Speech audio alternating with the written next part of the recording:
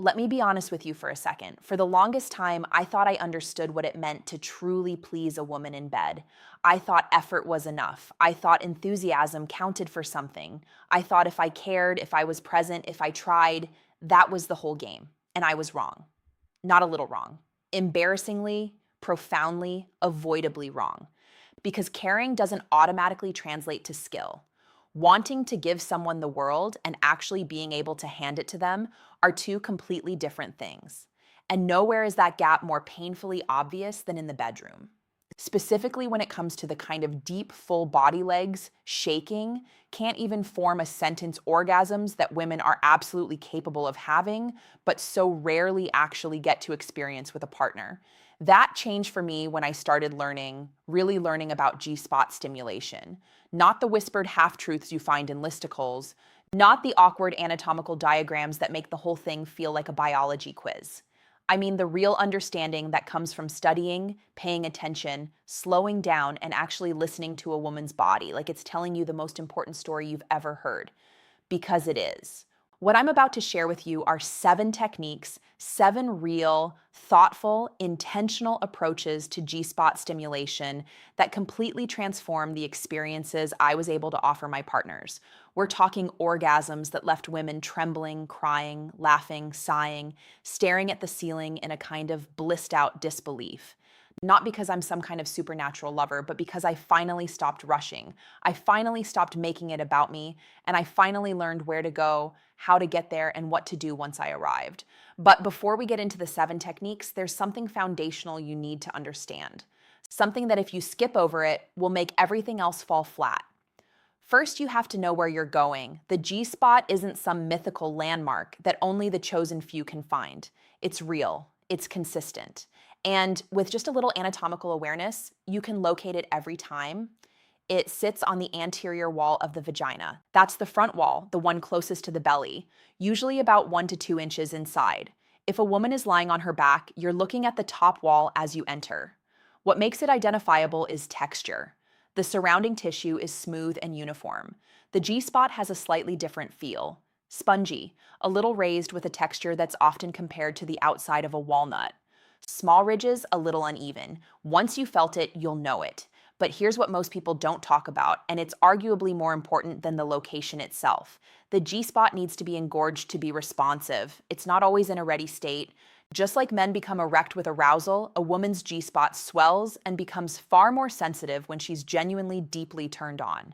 And here's the part that trips so many men up that process takes time. We're not talking 5 minutes, we're talking anywhere from 20 to 40 minutes of real, unhurried, attentive foreplay before a woman's body is truly ready for the kind of internal stimulation we're discussing here. I know how it goes. The heat of the moment, the impatience, the let's just get to it energy that rushes everything. But rushing this is like trying to light a fire with damp wood. You can try all you want, but the conditions aren't right. Give her time.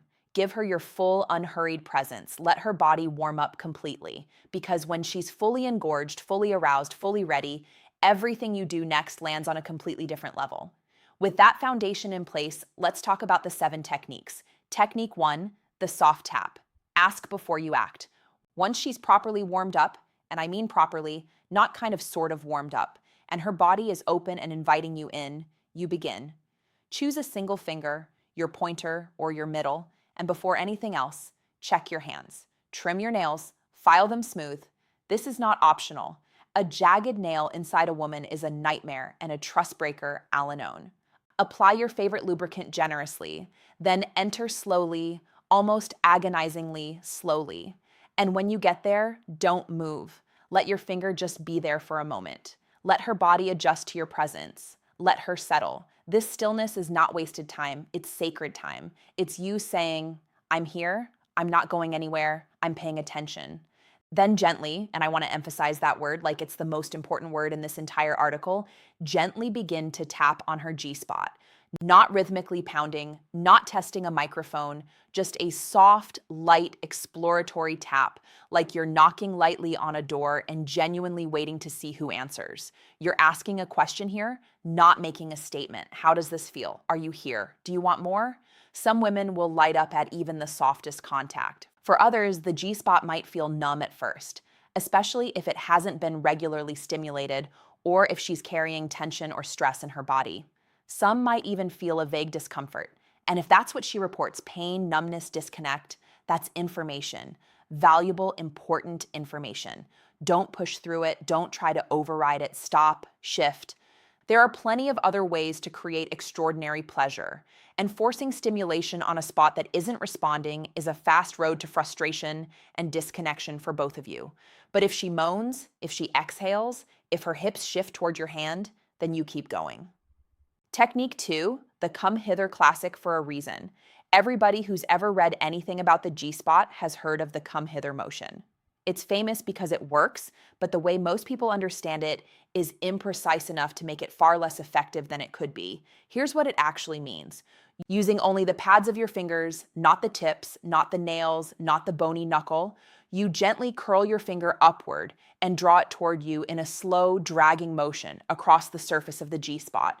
Think of it like you're tracing a line of silk, tickling, almost a whisper of a touch that covers the full length of the area. You are not scooping. You are not digging. You are not using any part of your finger that has a point or an edge. You're using the soft, fleshy pad, the most forgiving, sensitive part of your finger to trace and tease. This motion isn't necessarily going to bring her to orgasm on its own, though for some women, it absolutely can. Think of it more as an exploration. You're saying hello to the whole neighborhood before you decide where to spend your time. You're mapping her pleasure, and in doing so, you're building arousal slowly, steadily, beautifully. Watch her response. Listen for her breath. Feel whether she pulls towards you or subtly away. She's always communicating. Your job is simply to receive what she's telling you. Technique 3, the indirect tease. Don't ignore the neighbors. Here's something that rarely gets discussed, and it's a genuine game changer. The areas on either side of the G-spot are loaded with nerve endings, densely, generously packed with them, partly due to their proximity to the G-spot itself, and partly because of how close they sit to the internal structure of the clitoris, which extends much further inside the body than most people realize. If the G-spot is sitting at the 12 o'clock position on the vaginal wall, think of 11 o'clock and 1 o'clock as prime real estate that most people completely ignore. These spots deserve your attention. Using your finger pad, explore one side at a time.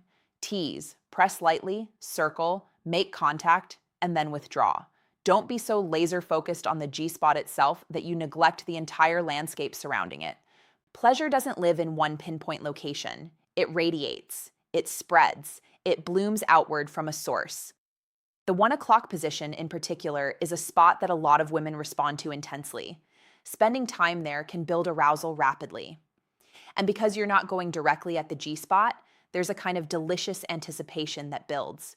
You're circling, you're teasing, you're letting her know that you know your way around and that you're in no hurry to leave. And through all of this, you're talking to her, checking in. Does that feel good? Do you want more pressure? Do you want me to go slower? This isn't clinical. It doesn't break the mood. Done right, it's deeply intimate. It says, you matter here. Your experience matters. I want to get this right for you.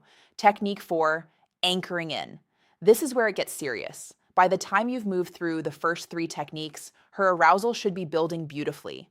Her body is more open, more receptive, more sensitized, and now it's time to shift gears. Not in speed, but in depth. This is the moment to ask whether she'd like a second finger. Not to assume, not to just add it, to ask. Would you like me to add another finger? This small act of asking communicates respect. It hands her agency over her own body. And 9 times out of 10, by this point, the answer is yes. With 2 fingers, the pointer and middle together, you're going to do something different from the come hither. Instead of tickling across the whole surface, you're going to choose one specific spot in the center of the G-spot and anchor there. You're not moving up and down. You're not dragging. You're pressing firmly, steadily, with consistent rhythmic pressure directly on that one spot. Think of it like this. The come hither motion is the warm-up. Anchoring in is the invitation to arrive. Here is the single most important thing I can tell you about this technique. When she gets close, when her breathing changes and her body starts to tighten, and you can feel that something is building, do not change what you're doing. Do not speed up. Do not press harder. Do not get excited and start varying your rhythm. Stay exactly there. This is so hard for us because our instinct is to match the rising energy, to chase the peak with her. But for so many women, that sudden shift in pressure or rhythm at the crucial moment is what pulls them right back from the edge. You had her, and then you stopped doing the thing that was working. The key to anchoring is consistency. Whatever pressure, whatever rhythm, whatever angle she tells you is right. You hold it like it's the most important thing you've ever held because in that moment it is. Technique 5, side to side, a different axis, amplified results. The fifth technique takes the anchoring concept and rotates it 90 degrees. Instead of moving north to south across the G spot, you shift your two fingers to move east to west, side to side across the surface. You can do this across the full width of the G spot, like you did with the come hither motion, but now laterally, or you can anchor in and move side to side with more focused pressure on a specific point. Both variations have their place, and different women will respond differently, which is exactly why you try both. But here's what makes this technique genuinely extraordinary. In this position, you can use your thumb simultaneously to stroke across her clitoral hood. And when you're working both the G-spot from the inside and the external clitoral area at the same time, even indirectly, something happens that's hard to describe in purely mechanical terms. The pleasure doesn't just add, it multiplies. It bounces back and forth between two epicenters and creates this expanding, spreading sensation that can escalate into something overwhelming in the most beautiful way. Before you introduce the thumb, check in. Some women's clitoral area is extremely sensitive, so sensitive that direct stimulation at high arousal can be too intense. Let her tell you where the line is. Let her adjust your hand. Let her be the authority on her own body. Your job is to show up with skill and presence, not to decide what she should feel. Technique 6, up and down the path to something deeper. If you've ever wondered how some women achieve squirting orgasms and what actually makes that possible physiologically, this technique is the closest thing to a direct answer. With one or two fingers inside her, you shift into a vigorous, up and down motion, not small and contained, but covering significant ground from the lower walls of the vagina all the way up to and across the G-spot with every stroke. You're not pinpointing a single location. You're flooding the entire area with stimulation. As you do this, you'll likely begin to hear a sound, a soft, wet, almost squishy sound. That means her body is beginning to respond in a particular way. The area is filling, swelling, getting ready. When you hear that sound, follow it. Stay with the strokes that produce it. Don't wander, don't experiment. You found the frequency she's on, and your job now is to stay tuned in. This technique can lead to squirting, not always, not for every woman, and not something to be pursued as a performance or a goal. It's simply a possible response that some women's bodies produce when stimulated this way. If it's something she's curious about and you're both prepared for it seriously, a towel on the bed is not negotiable. Then you can hold this technique and let her body lead wherever it wants to go. And if squirting doesn't happen, that's perfectly fine. The orgasms accessible through this technique are still some of the most intense available. The squirting is a bonus, not the destination. Technique 7, the double blended orgasm, the one that changes everything. Everything we've built to all 6 techniques, all the patience and attention and communication and skill comes together in this final magnificent approach. Take whichever G-spot technique she responded to most strongly, the one that made her breathing change, the one that made her say right there or don't stop.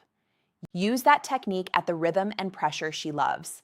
And while you're doing it, at the same time, gently lick her clitoris. The two systems of pleasure, internal and external, don't just coexist in this moment. They amplify each other. The clitoris heightens the G-spot sensation.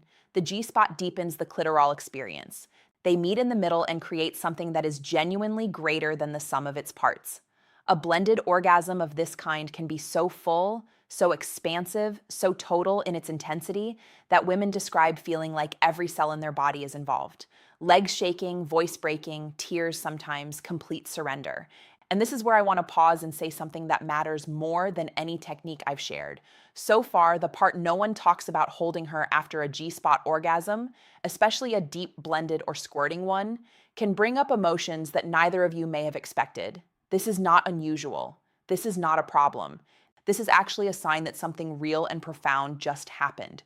Women sometimes cry after these kinds of orgasms, not from pain, not from sadness, but from a depth of release that goes far beyond physical.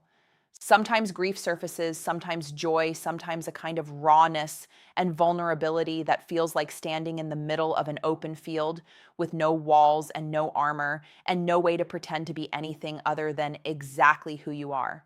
If she cries, hold her. Don't panic. Don't try to fix it or explain it away. Don't crack a joke to lighten the mood. Just be there. Arms around her, steady, present, safe. If she needs to scream, let her scream. If she needs silence, give her silence. If she needs you to just hold her while she shakes and breathes and comes back to earth, that's what you do. This to me is the real mark of a partner who truly understands intimacy. Not the technique, not the stamina, not the ability to hit every anatomical point with precision.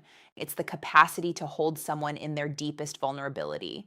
To be so steady and so safe that they feel free to fall apart knowing they'll be caught. That kind of presence, that kind of masculine groundedness is what women remember long after the physical sensation fades. They remember whether they felt safe, whether they felt seen, whether they felt like you could handle all of them, not just the performance of them, what it all really comes down to. I want to be transparent about something. None of what I've shared here is magic. There's no secret code, no hidden trick that bypasses the actual work. What these 7 techniques represent is a framework, a thoughtful, intentional sequence built on patience, communication, anatomical awareness, and genuine care for another person's experience. The soft tap that opens the conversation, the come hither that maps the terrain, the indirect tease that builds anticipation, the anchoring that holds steady through the storm, the side to side that opens new dimensions, the up and down that can unleash something extraordinary, and the double blended orgasm that synthesizes all of it into something almost transcendent. But threading through every single one of these techniques is the same invisible ingredient: listening. Not just hearing the words she says, but feeling the way her body responds under your hands. Noticing when she leans in, noticing when she tenses, reading the subtleties of her breathing, following her energy rather than imposing your own. This is what separates a forgettable experience from one she'll think about for the rest of her life. Women do not primarily remember the mechanics of what happened. They remember how safe they felt. They remember whether you were present or distracted, generous or selfish, rushed or unhurried. They remember the moment you asked what she wanted and then actually did it. They remember the way you held them afterwards. So yes, learn the techniques, understand the anatomy, practice the patience, get comfortable with the conversations. All of that matters, but never lose sight of the deeper truth beneath all of it. Extraordinary intimacy is not a performance. It's a practice, a daily, ongoing, ever-deepening practice of showing up fully for another human being. And when you do that, when you combine skill with presence, knowledge with care, technique with tenderness, you don't just give a woman an incredible orgasm. You give her an experience she's been waiting her whole life to have. And honestly, that's the most beautiful thing I know how to offer. A final word on patience, growth, and why this work matters. I want to leave you with something that goes even deeper than the 7 techniques, something that I think about a lot when it comes to intimacy, learning, and what it actually means to grow as a partner. We live in a culture that glorifies performance faster, harder, louder, more dramatic. And somewhere in all of that noise, we've lost something quiet and essential. The understanding that real skill in anything comes from slowing down, paying attention, and being willing to feel uncomfortable in the process of learning. Learning to truly pleasure a woman, to understand her body, to track her responses, to hold steady when everything in you wants to rush is a skill. Like any real skill, it requires practice, feedback, humility, and time. You won't be perfect at it the first time. You might feel awkward asking what she wants. You might lose the rhythm at exactly the wrong moment. That's okay. That's part of it. What matters is that you keep showing up. The men who become extraordinary partners are not born with innate talent. They're the ones who decided that a woman's pleasure was worth taking seriously, worth getting wrong a few times in pursuit of getting it beautifully right. That decision, that choice to care enough to learn, is itself a form of love. There's also something I want to say directly to anyone reading this who is in a long-term relationship, maybe years or even decades in. These techniques aren't just for new lovers, they're for you too. Maybe especially for you. Long-term partnerships have a way of falling into autopilot. The same routine, the same sequence, the same result. Comfortable maybe, but not alive. Bringing intentional exploration back into a relationship you've had for years can be genuinely transformative. Not because the techniques are magic, but because the act of trying something new together, of asking questions you've never asked, of learning each other's bodies with fresh curiosity, that is intimacy. That is what keeps love from going flat. Ask your partner questions you've never asked. What does she actually love? What does she wish you did differently? Those conversations might feel vulnerable. Have them anyway. The courage it takes to be honest about pleasure is the same courage it takes to be honest about everything else. And one last thing, because I think it needs to be said plainly, a woman's orgasm is not your achievement. I know this feels counterintuitive when we're literally talking about techniques you can use to help her get there. But the moment you start treating her orgasm as your trophy, as evidence of your skill, your masculinity, your worth, you've made it about you.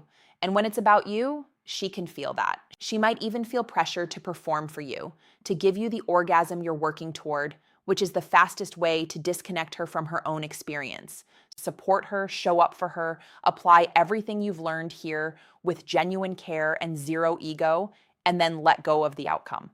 Paradoxically, that surrender, that ability to be fully present without being attached to a specific result, is what creates the conditions for the most extraordinary things. This is the heart of it.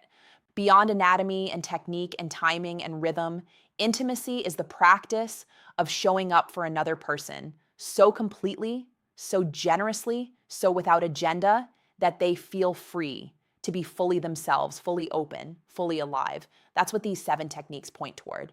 Not mechanics, not performance, but connection. The kind that makes 2 people feel more understood, more seen, more together than they did before they began. That's worth every minute of learning.